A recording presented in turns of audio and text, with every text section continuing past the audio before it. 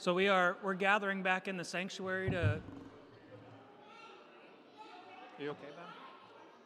To get ready for the presentation, and we do have childcare for younger kids if you'd like. It will be in the nursery out this hallway. We have some high school students who will be helping watch the young children.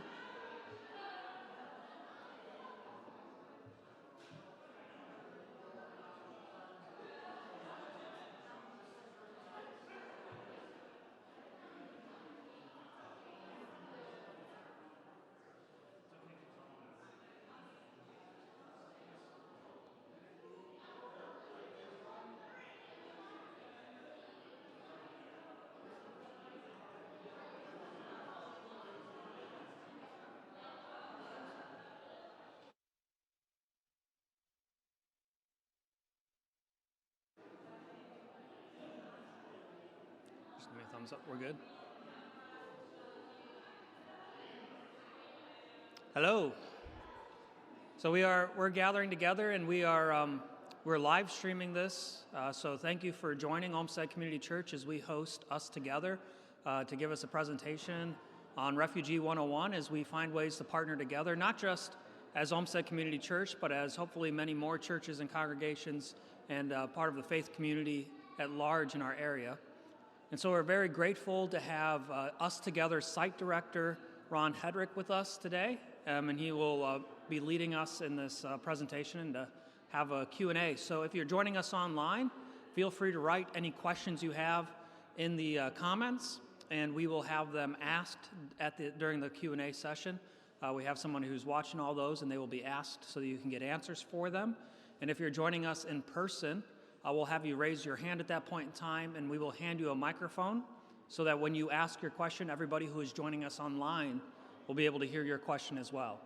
And if it's a whole bunch of information and it feels maybe a little overwhelming for you in the moment, the great part about this is that it will be online for forever or until YouTube is no more. So you'll be able to go back and rewatch it and get more information. And so I ask as we gather together as a faith community that we open with a quick prayer, and then we will have Ron come up and lead us in a presentation. Let us pray together. God, we thank you so much for blessing us with a call to go and to serve. You call us to serve the refugee, to welcome the immigrant, to share your love. We ask that you inspire us, that you help us open our minds, our hearts, our souls, so that we might gain more knowledge in what is happening, and so that we might better discern how we can respond. It's through your Son we pray. Amen. Thank you, Ron.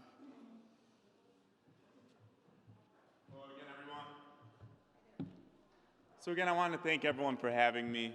I'm still getting better at public speaking, going in front of large communities, congregations, and really showing what I'm passionate about, what I find a lot of mission and purpose in. Again, I started in Refugee Resettlement working as a volunteer, just trying to become involved in some type of greater mission and purpose, connecting the global to that local, right? And what I really truly was blown away with, taken aback by, is the power of community.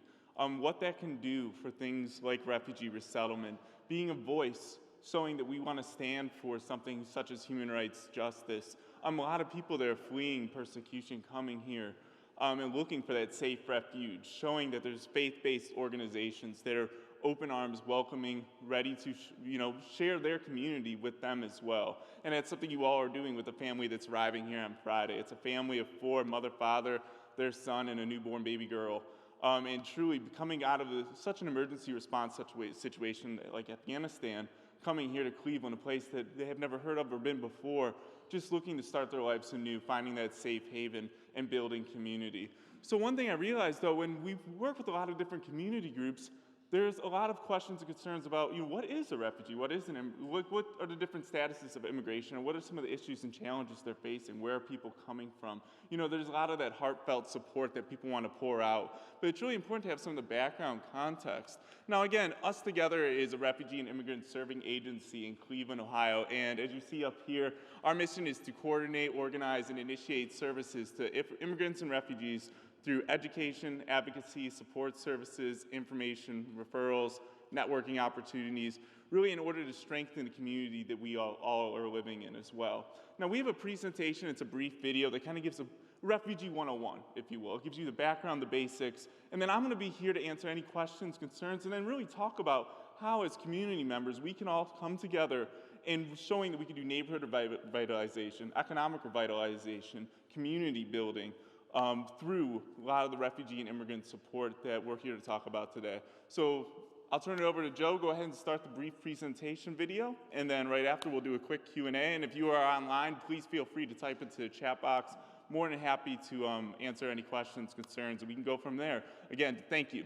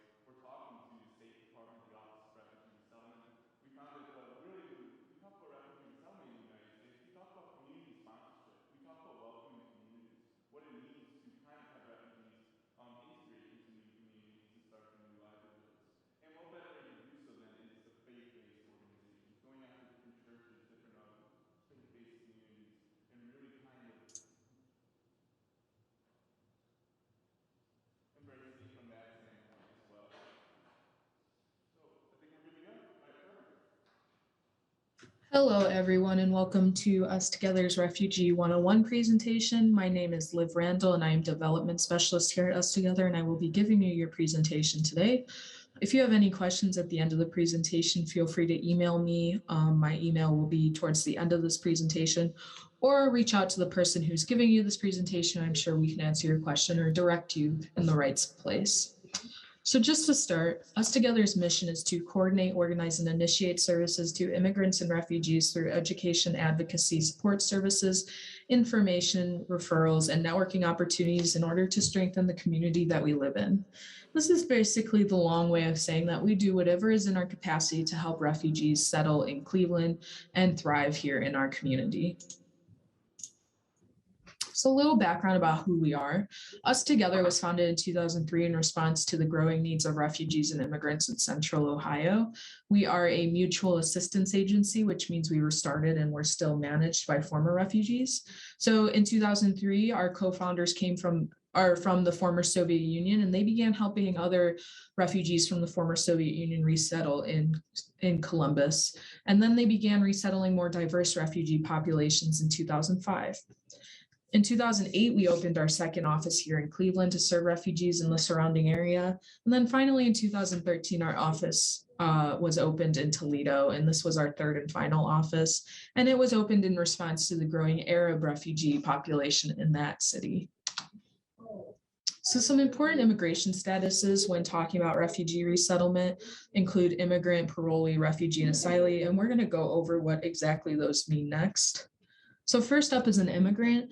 The term immigrant is used in the law to describe an individual who seeks to reside permanently in the United States, This term is interchangeably used with lawful permanent resident or LPR. So if you hear either of those terms, it just means immigrant. Under the US immigration law, an individual may qualify to become an immigrant in the United States based on their relationship to a US citizen or permanent resident. If they get an offer of employment from a US business, if they invest a sum of money in a US business, or participation in a diversity visa lottery. Next, we have parolee, and a parolee is an individual who is not eligible to come to the United States as a refugee, immigrant, or non-immigrant. And a person can be paroled into the United States by the Attorney General when the number of refugees allowed to enter has been exceeded. The most important thing about someone who's paroled to the United States is that the status is temporary. So they do have to eventually either reapply for parolee status or go back to their home country. Some examples of reasons why people come to the United States and are paroled here include receiving medical treatment. So that's why you see a picture of the Cleveland Clinic. People will be paroled to get life-saving treatments, to visit a sick relative in the United States, to attend a funeral in the United States, or to appear for and participate in civil litigation or court. Now we have the population that we primarily work with at Us Together, which is a refugee. Now, a refugee is someone who's owing to a well-founded fear of persecution, has to flee their home country, and is unable to return to that country due to that fear of persecution. And people can flee their countries based on reasons such as race, religion, nationality, membership of a particular social group, or political opinion. And then finally, we have asylee. An asylee is pretty much the same thing as a refugee. The only difference is that they are physically at the border where they seek to enter and live their lives. So they are fleeing their home country due to persecution, all the reasons that I stated before, but they come directly to the border of where they want to live. So we see an example of this at the US southern border, where we get a lot of asylees from Latin America or South America, and they come to this border and then they seek admission into our country, and then they apply for asylum status. And then eventually when they get that status, that's when they can start looking for employment, getting benefits, all that stuff. Now, some recently updated refugee stats. The level of refugee migration around the world is higher than the level of refugees during World War II. There are currently 82.4 million people who are forcibly displaced worldwide. Over half that number are children under the age of, or 26.4 million are under the age of 18. 48 million are internally displaced, which means that you are a refugee kind of within your own country, which I'll go over a little more later. And then 26.6 million are refugees. 4.1 million people are asylum seekers. And then the average stay in a refugee camp is 17 years. So it could be longer than this. You could be there for more than 17 years, or it could be less than this, but that is the average number. Something else important when talking about refugee resettlement is the presidential determination, or PD. So every fiscal year, which starts in October, the administration must set a refugee admission ceiling called the presidential determination. The refugee admission ceiling is the cap number of refugees we are allowed to enter the United States within that fiscal year. So from October of this year to October next year. You don't have to reach this level, this number in particular, but you cannot exceed this number. So under Obama, the presidential determination in his last year was set at 95,000. And then in Trump's first year in 2018, he lowered that to 45,000. Less than half of that number was actually resettled. And then in 2019, he lowered it to 30,000. In 2020, it was lowered to 18,000. And then in 2021, it was lowered to a record low of 15,000. So the future of refugee resettlement. So the Trump administration nearly decimated the US refugee resettlement program in his 4 years as president. Refugee admissions was turned into a bipartisan issue, and it has always been a non-bipartisan issue since it was founded in 1980 under the Reagan administration in response to the Vietnamese refugees coming to the United States. So under Trump, many resettlement agencies were forced to close due to the lack of funding and lack of refugees being admitted.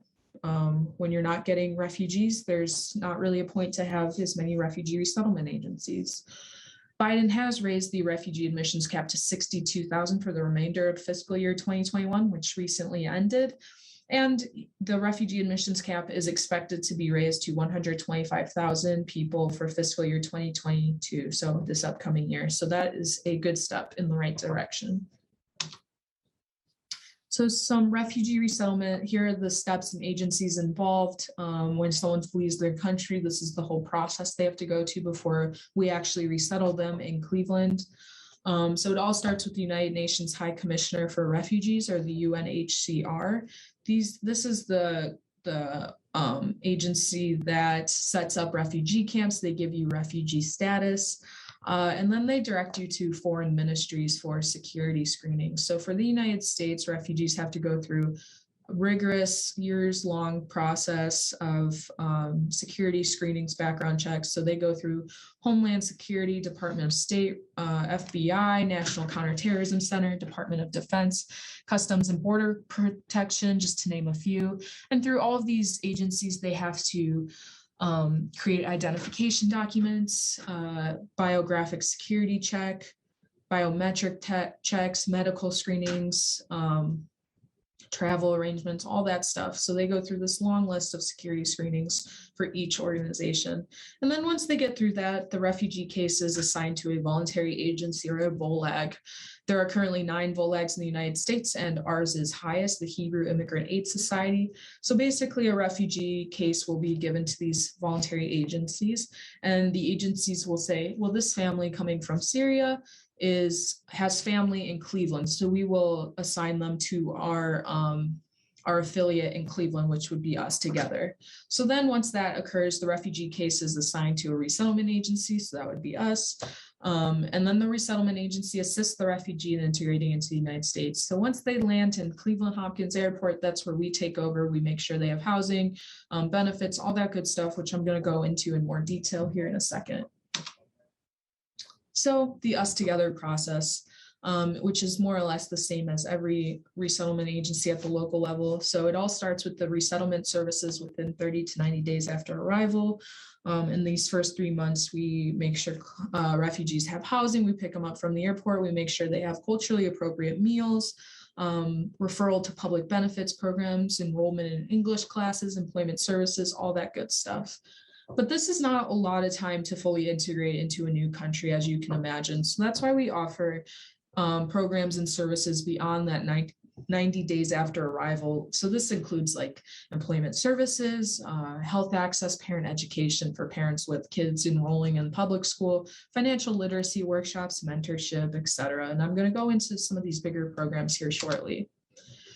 So where are our Cleveland refugees from? So in the past 4 years, most of our refugees have been coming from Democratic Republic of the Congo, Ukraine, Syria, and Afghanistan.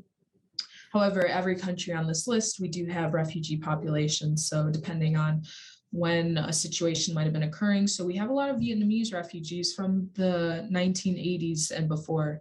We have a lot of Bhutanese refugees from the 2010s and before, and a few years before that as well. And then we expect to get more refugees from countries like Somalia, Myanmar, China, the Uyghurs from China, maybe South America. So we're really expecting to get quite an influx in these upcoming years. Now I'm going to go over a couple of crises that happen abroad and that lead to refugees having to flee their homes. First up is Afghanistan, which is our most recent situation that has unfolded.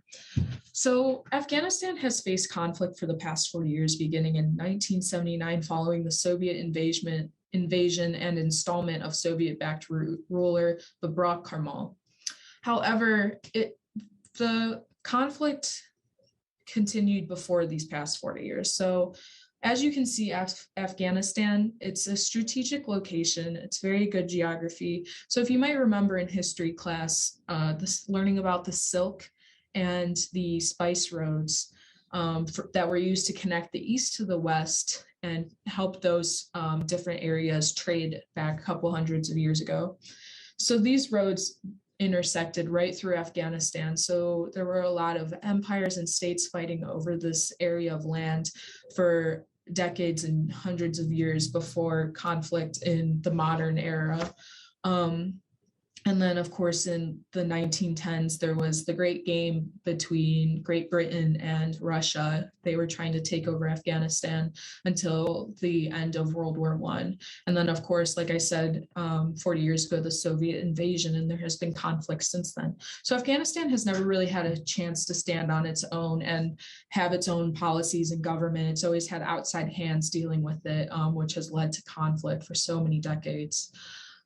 However, going back to the more present era, the Soviet forces began to withdraw from Afghanistan after the 1988 Geneva Peace Accords. And then between 1992 and 1994, civil war takes place until the Taliban takes over Kabul in 1996. In 2001, the United States invades Afghanistan in reaction to the 9/11 terror attacks. And then in April 14, 2021, Biden announces the withdrawal of remaining US troops. Taliban recaptures Kabul on August 23rd, 2021. And there are currently 3.3 million internally displaced people in Afghanistan, including over 500,000 forced to flee since the beginning of 2021 alone.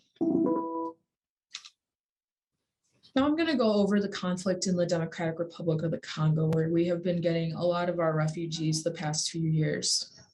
So in the Democratic Republic of the Congo, there are currently 5 million people internally displaced. And like I was mentioning, internally displaced means that you are forced to flee your home, but you may go maybe to the other side of the country to a refugee camp that was placed there, but you are displaced from your home within your country.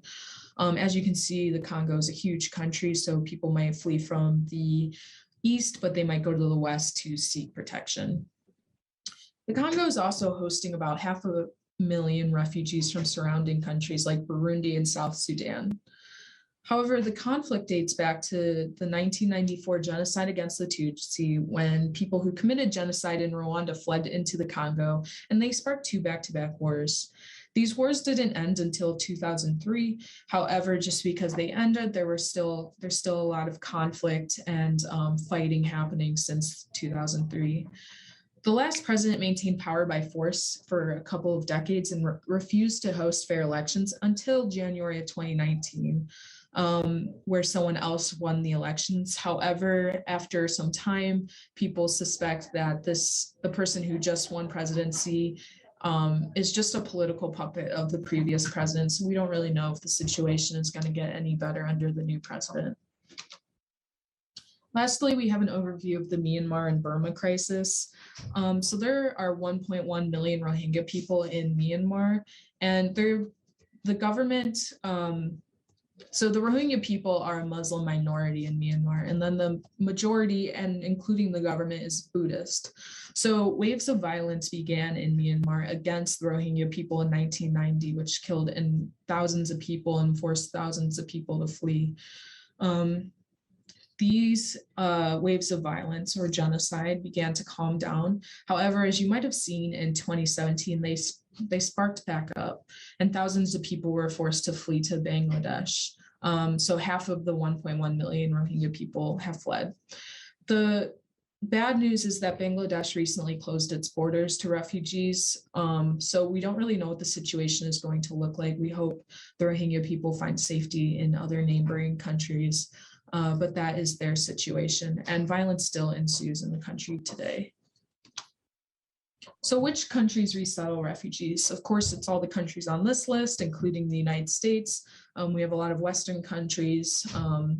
However, there are also dozens of host countries for refugees and asylees, and I would say these are also just as important as the resettlement countries. So a host country is the country in between where the refugee flees from and where they plan to restart their lives. So say a refugee is fleeing from Syria, they might go, their host country for the next however many years might be Jordan or Turkey. And those countries make sure they set up the refugee camps, they make sure that people are safe until they're finally ready to resettle in another country. Still very important in the process.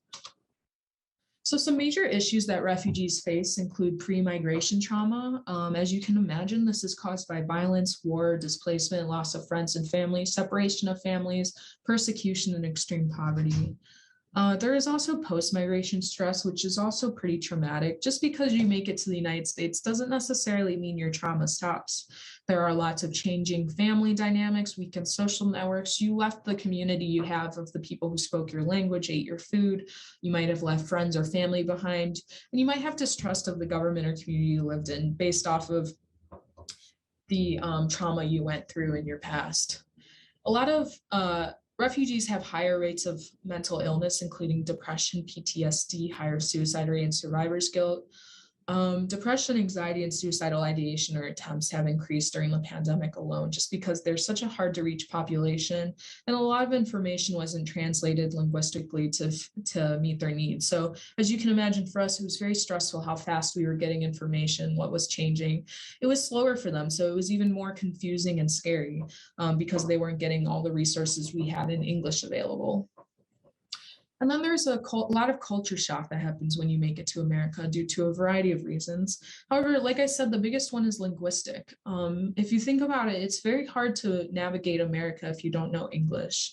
There's a lot of translated materials, but mostly in Spanish. So it's very hard for the people we work with to fully integrate until they take English and are fluent. So this is one of the hardest barriers to self-sufficiency in America. Now I'm going to go over some of Us Together's programs, which are more or less the same as other resettlement agencies. However, there's a couple of nuances in between them. Starting with reception and placement, or R&P. I kind of went over this earlier. This is that first 3-month period that a refugee resettles in their new community. So our agency is supplied with a one-time sum of money per refugee to assist with meeting expenses these first few months. And this sum of money is $1,225 per person for this entire 3-month period. So if you come with a family of like 8, this will last you for 3 months. However, if you're coming by yourself, 1 or 2 people, most of the funds will go to rent immediately, and it's very hard to make this money last very long. So you kind of have to find employment sooner and get integrated a little faster. But like I said, most of the funds go towards rent, furnishings, food, and clothing. So the money really runs out pretty fast.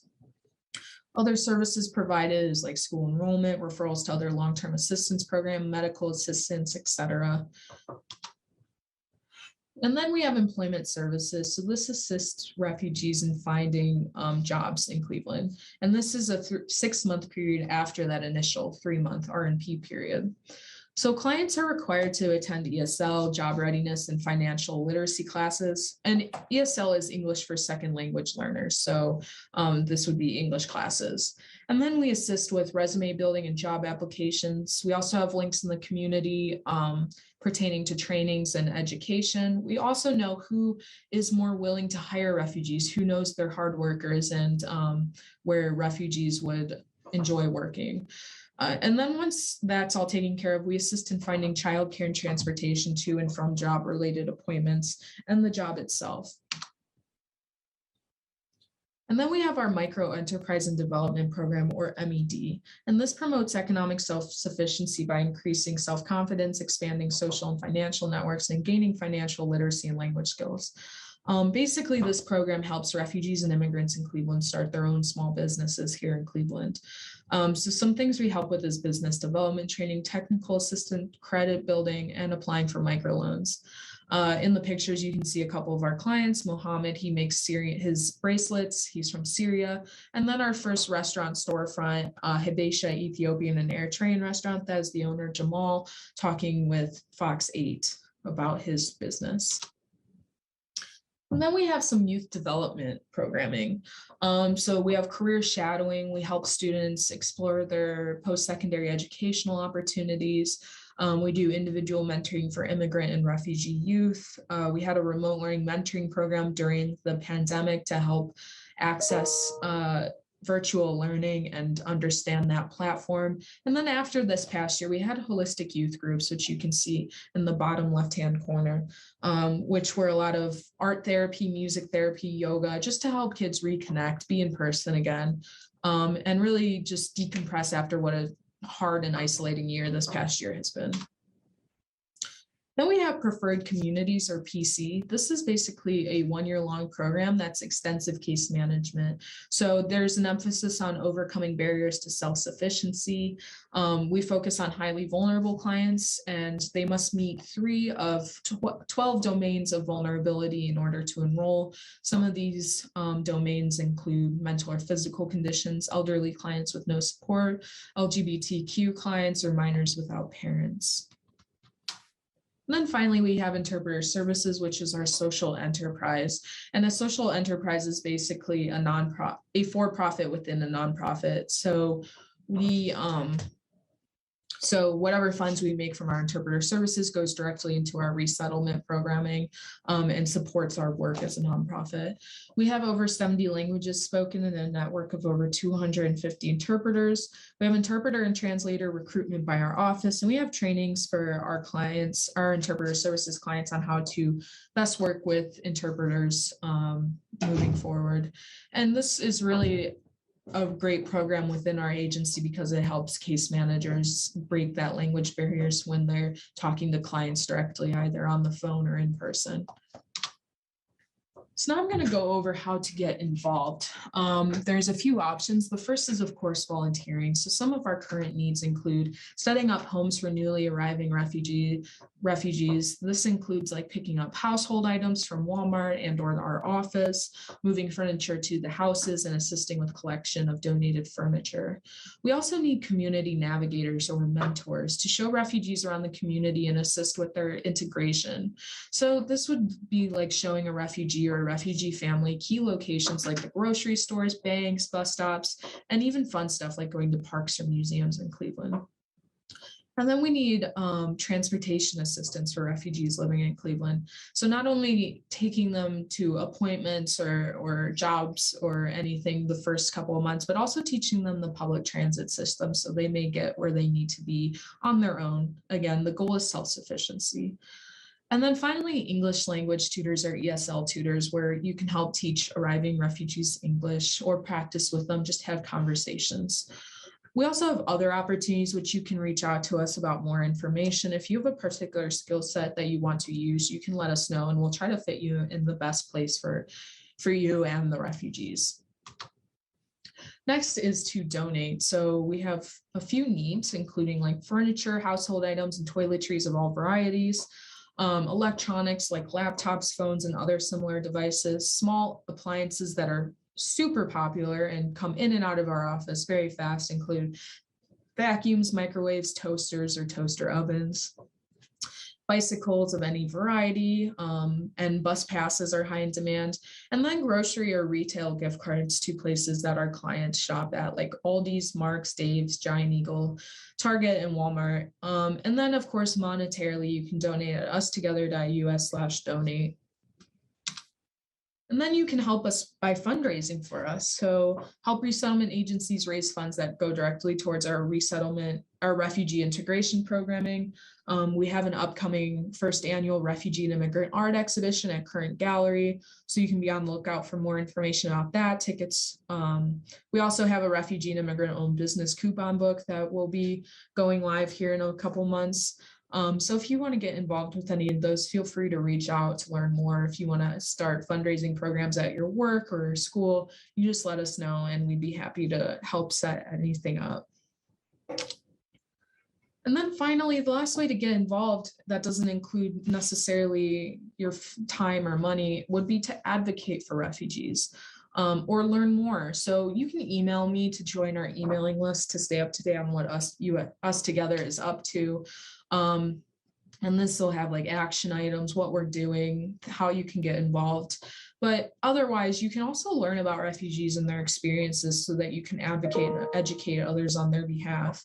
And it's also important to share the experiences of your family and to educate others as well. It really shows people that like I am a product of immigration or allowing refugees into our country. So that's why it's so important to allow refugees and to welcome them into our communities. And then take part in action items that we share either on social media or emailing lists.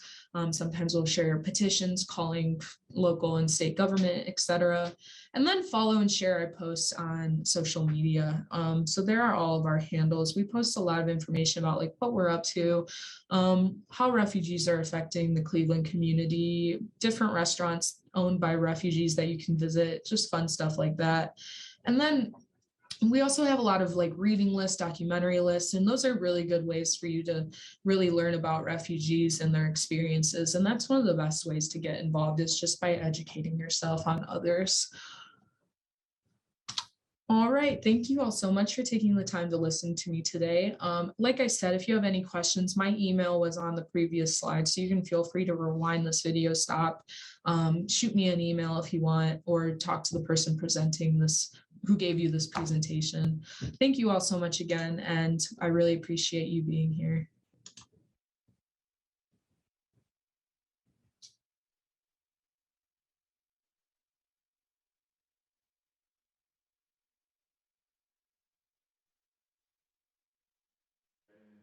So I see Pastor Stephen coming up here as well.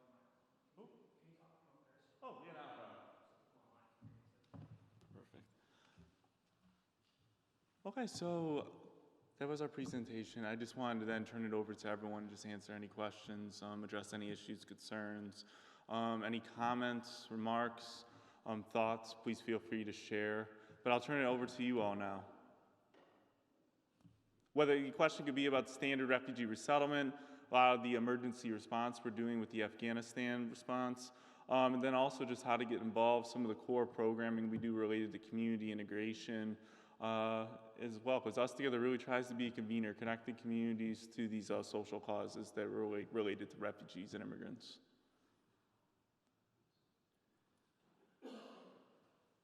Oh. Oh.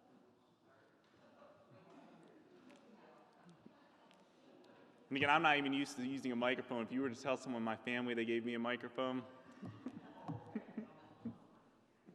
I see. For the family that's coming here, can you explain to us what they can expect in the first couple weeks? Is it your organization that'll come in and try to help them day by day, or can some of us step up and do that? 100%. I'm more than happy to talk about that. So I think it's important to talk about our standard reception and placement program. This has initial core services. So when we get the assurance request, we go and start talking to community partners. We start making that community coordination, mapping resources. And then part of that also is looking for initial housing placement, which we've done, right? So we secure the initial housing, we make sure that we have everything in place, and we kind of go from there. Now, when the family comes, we're responsible for the initial airport pickup. We're at the airport welcoming families here to Cleveland, and we take them to their safe haven, that final destination, and do that initial home visit.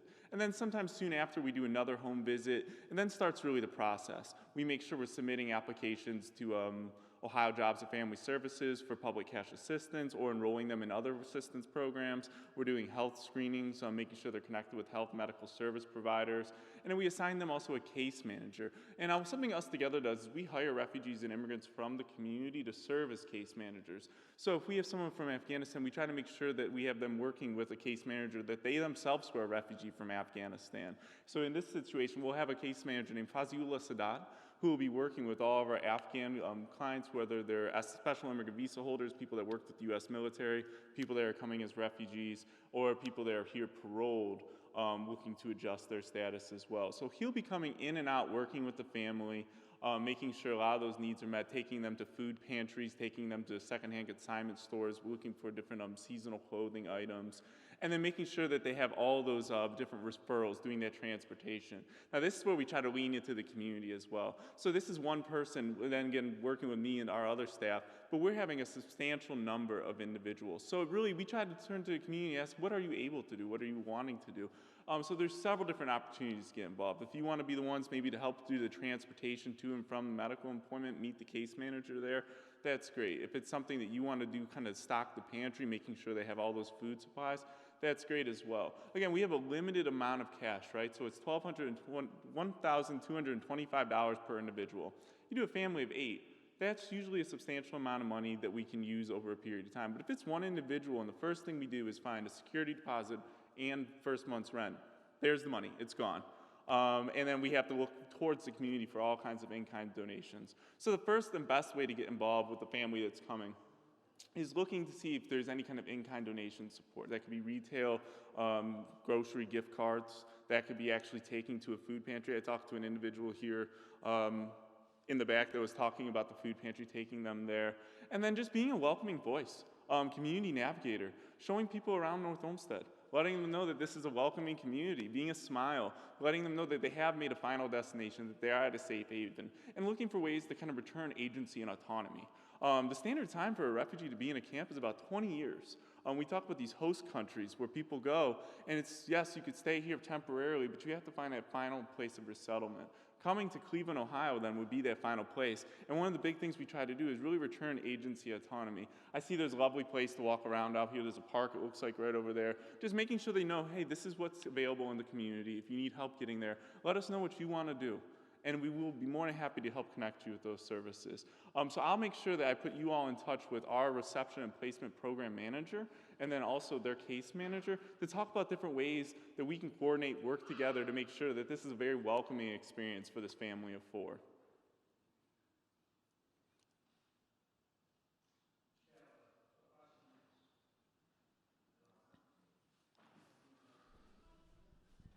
Yep. Oh, there we go. We have a question back here, but she didn't want to ask it. All right. Please, feel free. Put me on the spot there. I just wondered if there was someone at our church we could go to find out, so like everybody's not buying toilet paper and paper towels, so we have a list of things that, we can, buy. So this is a great question, and this is the one thing we've realized is that a blessing sometimes can be all at once, right? So when we kind of go out to the community, we find out so many people want to get involved. The next thing you know, our doors are flooded with in-kind donations. So we've tried to think of ways that we can make this a more sustainable, streamlined, effective manner. One way is, oh, you're fine. So one way is launching, oh. Perfect. So there's a couple things we could do, and especially when we work with community sponsor organizations. One is launching in-kind donation drives for home setups, right? So we have a housing checklist. These are all the items that are required to be in a home when we go to their final long-term affordable housing placement. This could be an entire kitchen setup. This can be an entire bedroom setup. This can be an entire bathroom toiletry setup. This can be stocking the food pantry as well. So really it comes down to, one, do we want to do this for one family, where I would send you over the housing checklist, and then you as a community can come together and make sure that family has everything on this list. Or you could do this for several families. So that sense, you'd be quite literally sponsoring families themselves. Be a family of 4, a family of 10, a couple, a single individual. We're going to do the housing, this entire housing checklist for each of them, and you'd all work together to kind of check the boxes off there. Another thing we could do is do in-kind donation drives. So let's say, you know what, we have a lot of people in our community, have a lot of old kitchen appliances, dishes, things that we do, and we feel really strong that we could do kitchen setups. We'd ask you to come up with we'd provide you a checklist that would show different items that are needed for kitchen setups and how many would be needed for a family of 4, a family of 6, couple, or a single individual. And then you'd build those out kind of in boxes, and then we'd be able to, as we get new families coming in, just take the box, say we have 20 kitchen setups from Olmsted Community Church that we're able to use for 20 different families of 4. So as soon as we know they're coming, we're able to pick up the box and then take directly to them. So again, it's really kind of looking at the model that the church itself wants to do, whether it's looking to sponsor that family directly, then having that checklist and working with us together to kind of complete the checklist on a family basis, or launching an overall in-kind donation drive where it's these paired setups. And it could be an entire house setup, like, hey, we don't necessarily, we just want to make sure that we have the entire checklist for an entire family of 4, and we've done this for 20 different individuals. You can allocate as you see fit. Does that make sense? Does that answer the question?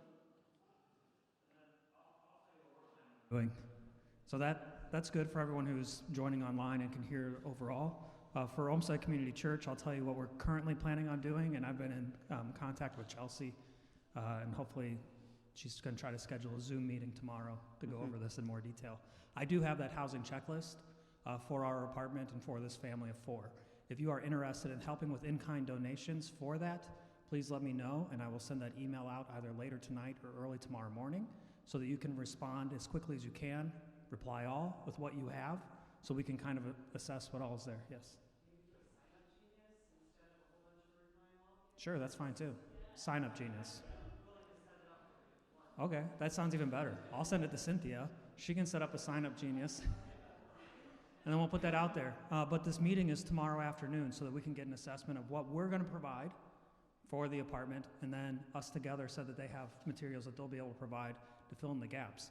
Our goal in starting this, our hope in starting this, is we're going to start with this first family and see how this works for them and for us in this transitional housing kind of phase. Our church is committed to providing this housing for 30 to 90 days, totally rent-free, utility-free, everything free, because we are blessed with that space and the ability to do so. So it's been cleaned, it's getting a floor, we'll have appliances. The idea is that we'll be able to have a different set of furniture for different family sizes over time. So we have storage space to be able to do that. So as the family grows or shrinks based on who comes to stay, we'll be able to redo the apartment for each family. So we'll collect stuff probably beyond just this first family. If it goes well, you'll hear about it again, so we can do that. If you want to give monetarily to this, then you give it to Missions Planning Group. And you can mark on it for us together, for however you want to designate it for that, or just to Missions Planning Group, and entrust that they will use it for the needs that come up. Missions Planning Group is already committed to making sure that all the costs of this are covered anyway, but we can always give towards that to make sure that happens. Is that, yeah, VJ?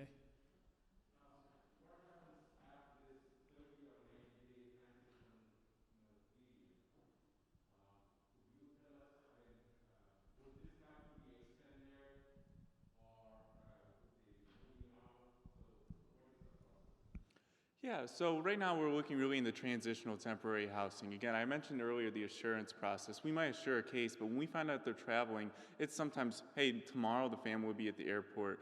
This gives us an opportunity so that we're looking for sustainable, long-term, affordable housing options rather than looking for the first option we have, that a landlord that's never met a family, that they might not have documents, that is unwilling to work with families without documentation, kind of some of those other fair housing practices as well. This gives us a moment to have a family come, be in a welcoming community, while we look for those long-term affordable housing options. So this initial 30 days, our team is going to be looking for an apartment somewhere here in North Olmsted for a family of 4, making sure that we can go through, and also that we're able to kind of shop around, looking at, okay, well, we have an apartment complex over here, we have a single family home over here. So that's what's really going to be happening, is while you all are providing the support, you're really building a bridge. And that's what I want to say the most, is that the community sponsorship model shows is that we're here to meet this moment in the world right now, the refugee and immigrant crisis that is going on. It is something that is going to be unprecedented, and we're looking to the United States, how can we, meet this moment, respond to this? It's through community support, building those bridges, giving resettlement agencies the opportunity, though that 90-day period, to really make sustainable community connections and long-term solutions. So while you're all providing the temporary transitional housing, we'll be looking to make sure that we're doing school enrollments, looking for affordable housing that people can move into long-term here, and then providing all those other service referrals and different support in a sustainable way. Does that answer the question?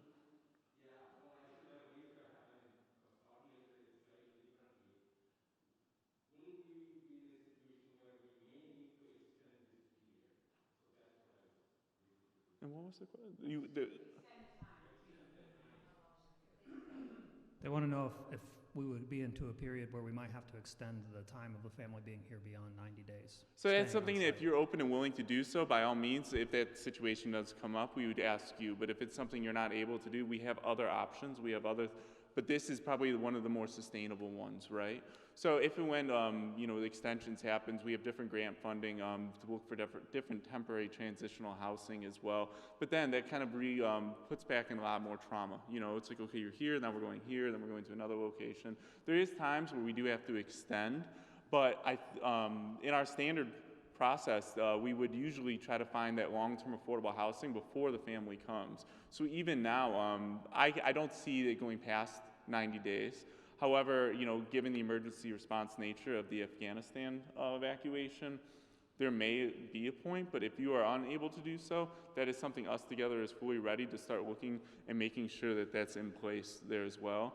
But if it's something you're open to, we do really appreciate that. Again, we're kind of building the plane as we're flying it, really coming out of what's happening with the emergency situation there. And one more update for people in our congregation: if you would like to serve either with Us Together or through our congregation with this family, you do need to submit your information for a background check through the office. So the church is covering the cost of all those, and then we're sharing them with Us Together to help alleviate that burden on their office. And because we already have a partnership to be able to do background checks, we already do them for our youth workers and some of our leaders and Sunday school teachers. So, yes. Just for clarification on that, so does that mean if you think that you may want to help drive the family to appointments or anything like that, you would need to? Yes, if you want to become a community navigator, if you want to help with transportation, if you want to help with anything that involves when the family is here. So if you want to help set up the apartment, you don't need a background check for that. But if you want to be a handy person on call for if something happens and you're going to go in when they're here, we're asking that you get a background check for that. So contact Nicole in the office. There's a form you fill out. The only people at the church that would see your background check, well, it's Nicole, and if there's an issue, she flags me. But there hasn't been an issue on anybody's, so don't worry about it. I haven't been flagged for any of them. And then we would share them with Us Together so that they have documentation that all of our volunteers are background checked. Yes. Why are we only extending our family for 90 days? That's just the transitional housing program is what I've been. Oh, so the initial reception and placement program is structured on a 90-day period. It's the first 3 months. And really it's so you provide core services, but then make sure you have post-program referrals. We're making sure everyone's connected to the community so that they can truly restart their lives here in Cleveland. The Afghan Parolee Assistance Project, due to the emergency response nature, it's honestly 30 to 90 days to make sure that we have these connections in place. That's why community support is so important, is that it gives us more time to make sure that the things we're doing in that 90-day period are very much so long-term sustainable rather than rushing around just making sure that we have shelter, a place to stay on a day-to-day basis. So our family then came out of this program? The family that we are hosting, I thought they were a local family. The family of 4 you were hosting is a family that was evacuated from Afghanistan during the Taliban takeover. They've been at a military base. So everyone, before they step foot on U.S. soil, will go through extensive security background checks.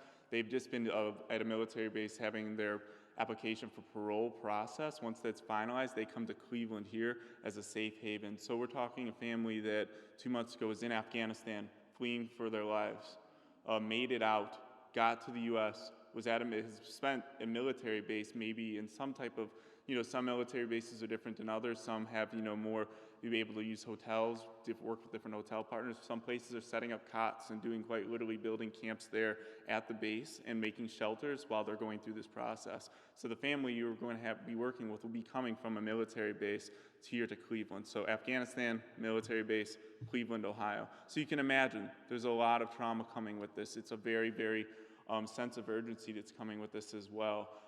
And this is something that is happening across the country. The United States is trying to respond, meet this moment for several families like this. So this is just one instance of several of the families that will be coming to Cleveland in the same way.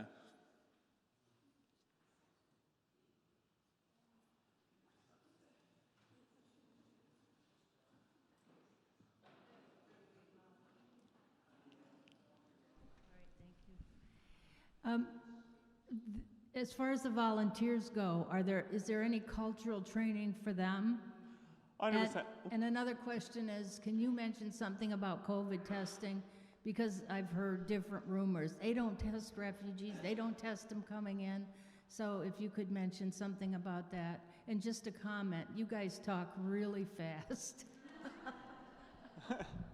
And that's why I noticed too, because as I go to start speaking, I start thinking of all these different things that become kind of tangential. We get passionate, excited about that. I even was listening to the presentation, realizing, okay, that is getting a little quick.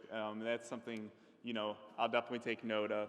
So when it comes to volunteer orientation, yes, we have another, for anyone who wants to work directly with clients, we have a volunteer orientation about direct client assistance, and that really gives a background on some of the communities you'll be working with. And we'll also pair the volunteer with our case managers from that country and knows a lot of those cultures and norms. And you'll also have their telephone number that if when you have an issue, you can reach out to them and myself to kind of say, hey, we ran into this issue. It might be something, you know, a difference in cultures, cultural norms. Could you provide a little more information so we could do that also on as needed basis. So again, volunteer orientation, then direct communication with our case manager who would give you all kind of a backgrounder himself on particular families you're working with, and then as needed, you can feel free to reach out at any point in time, whether through Pastor Stephen and our connection, or directly to our case manager and myself. COVID-19, that's something people are being tested at military bases before their travel to their final destination, which would be here, Cleveland, and as a part of their health screening, we're scheduling those vaccinations. Some possibly are happening at the military bases. If not, we are doing that as a part of our overall health screenings, checking with the families, making sure they're aware of the COVID-19 vaccinations, and then working with our health medical service providers to ensure those are happening.